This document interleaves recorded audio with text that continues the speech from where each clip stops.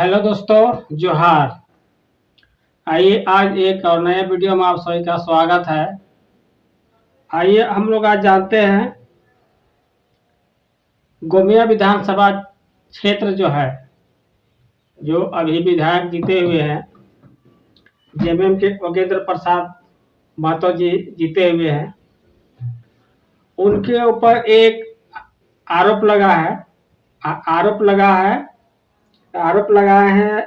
आसू के लंबोदर महतो जी ने एक आरोप हाईकोर्ट लेके गए थे और उस आरोप में कोर्ट में उसे नोटिस कर दिया है। 6 सप्ताह का समय दिया है कि 6 सप्ताह में आप अपना वक्तव्य जमा करें, उत्तर जमा करें, और नहीं तो आपका विधायकी का जो विधायकी है वो रद्द किया जा सकता है।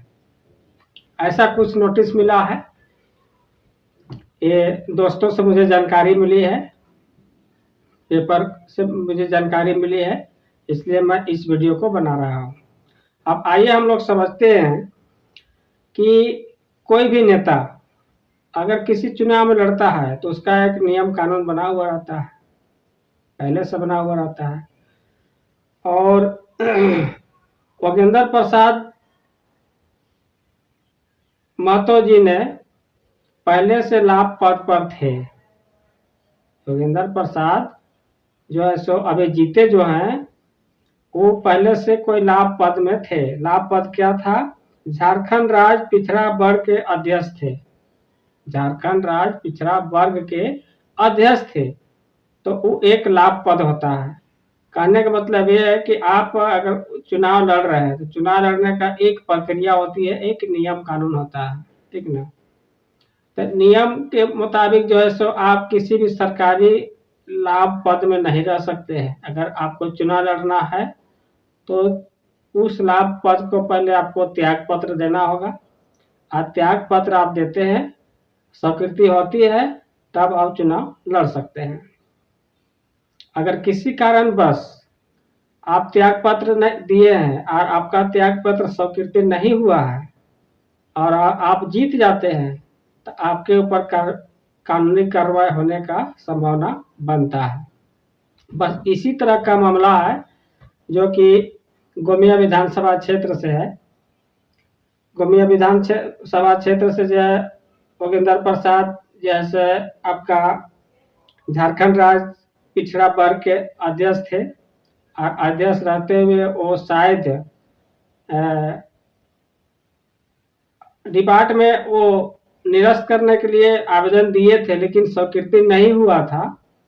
और स्वीकृति नहीं होने के चलते जो है सो आसू का जो नेता थे लंबोदर महतो, उसको मौका मिला, वो जो केस को लेकर हाईकोर्ट ले गए।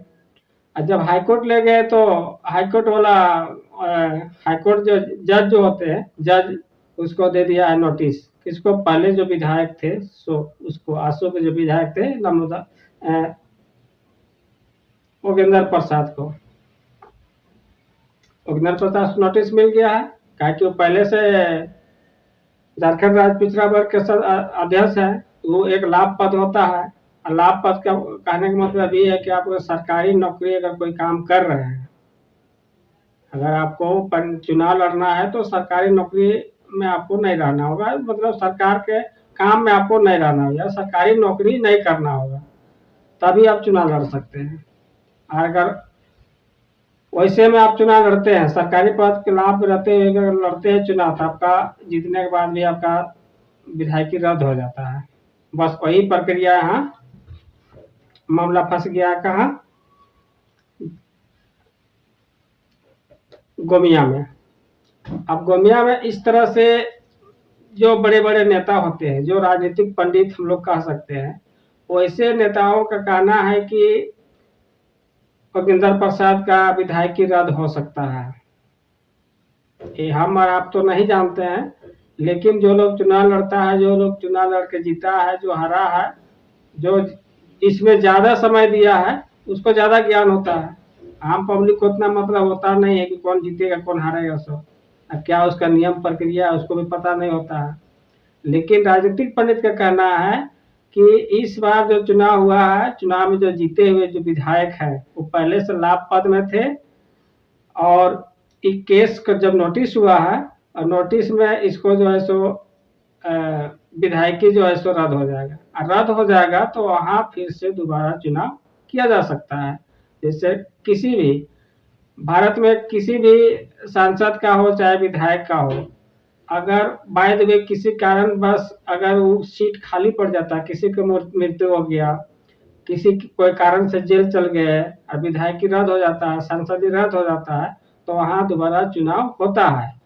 अब दोबारा चुनाव जब होगा तब अब हम लोग समझते हैं कि राजनीतिक पंडित लोग जो कह रहे हैं कि भाई दोबारा चुनाव होगा तो कौन बाजी मारेगा, इसमें 3 गो थे। अब पहले आपका जो जीते हुए विधायक जो है जेएमएम के योगेंद्र प्रसाद, दूसरा नंबर में जेएलकेएम के पूजा महतो, और तीसरा नंबर में थे लंबोदर महतो। अब जब दोबारा चुनाव होगा तो ये लोग तो फिर चुनाव लड़ेंगे।